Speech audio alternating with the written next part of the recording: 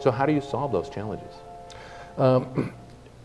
That can be a difficult road to go down. But what I tend to start with individuals that I know that's what's standing in their way, that's what's keeping them from being able to move the organization ahead, is the first thing I've got to do is get them to recognize that there's an importance to doing this, okay? If you're not naturally a good communicator and you know communication is needed for your organization to just operate better, you've got to recognize that learning to be a good communicator is fundamentally purposeful for you. You got to have a tie to that. You got to recognize that there's a reason that you need to do it.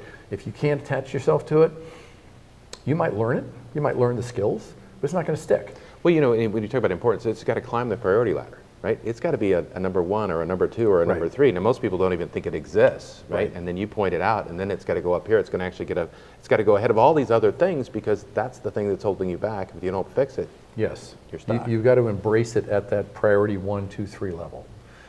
So once I can get them to recognize that there are major underlying benefits for them adopting it and becoming proficient and mastering it, you know, on their organization, you know, then we go into kind of what are you doing now that's not serving you well?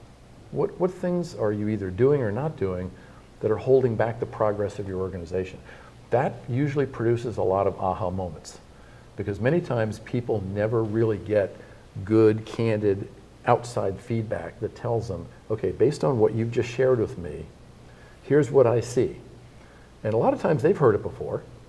Very rarely am I ever the first one to the party telling them something. They've heard it from employees, they've heard it from friends, colleagues, spouses. They've just never heard it in a way that actually connects it to an end result that they've been struggling to achieve. No, sometimes it's just habit, right? Sometimes they're not even aware that this is what they're doing, right? And so we have tools and processes that allow them to identify that, and then you can make some decisions. Right, and really, and it's almost, I tell people, it's almost like having an out-of-body experience, okay? You know, we're always thinking from in here out.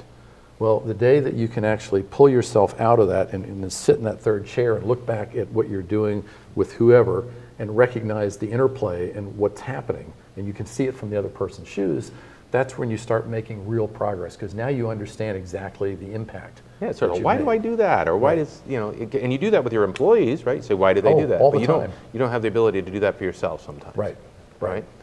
So what else? We had what's important? What's important, what's standing in your way. And then the third part is actually developing a plan that's going to help move them from how they're operating now in that particular area to how they want to operate. And it's usually a series of steps. Sometimes there's learning, there's just basic education, you know, how this works. There could be skill building components, because pretty much everything that requires a behavior change requires practice.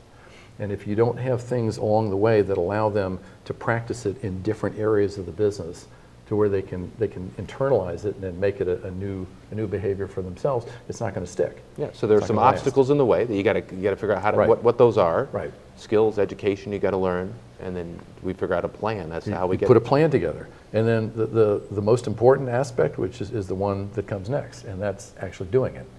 And that's usually where, if there's any resistance, if there's any hesitancy, if there's any other thing that hasn't been identified along the way, that's where it shows up.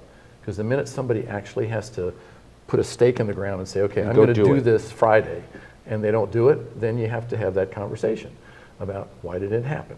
Okay, what was going on in your head when you were getting ready to do it and you pulled back, or you allowed something else to get in the way, you know, some other perceived emergency to take its place. And how can we not let that happen again? Right? Because we said this is the number one priority, right? And this thing came along and derailed it. So how are we going to get that out of the way? How are we going to not let that happen? And you know, you said something early on when you were talking about why I chose coaching. What I've realized, there's a lot of other really good systems out there for teaching people how to become better at things, but there's only one that I'm aware of that you stay with people, and through that guidance and that accountability and reminding them of what the focus is, will eventually get them to the point where they can make that change. and that's coaching. It actually gets them there, right? Yes. There's a reason why 80% of the projects that get started out there, the goals, don't come They to don't- fruition. Right. People abandon them, they change them, they don't look like they started, other things get in the way. They just, there's a million things that you run into as the reason why people get down, literally, I mean, I like to use sports acronyms a lot. They get down to the 10-yard line and they just decide, I'm going to pick the ball up and head for the locker room. And it's like, well, you're so close. Look at all the ground you've made. You just need to go that 1 or 2 or 3 steps further. Well, but a lot of people don't. Yeah, and I think coaching is what gets them to that Yes. to that place, right? Right. And that's why I think coaching plays such a valuable role in developing businesses. I'd love to see everybody have a coach at some point. I think everybody that gets into a coaching relationship gets some inherent lasting benefit out of it, even if it's just a mindset change. And a lot of times that can be the impetus that gets people to kind of propel themselves on their own. And I tell people all the time, when we work together, there's going to be a period of time where I'm going to work with you because I'm not hooked to you at the hip forever. I want to get to the point where when you take off, you can sustain this and keep going by yourself. Because that's my job, is to come in during a certain portion of your career life or your business trajectory and help you get over those big humps so you can fly on your own. Yeah, it doesn't last forever. They may come back and they may have another issue, another challenge, another problem. That happens. We can work and help them with that. Absolutely. But usually we get them there.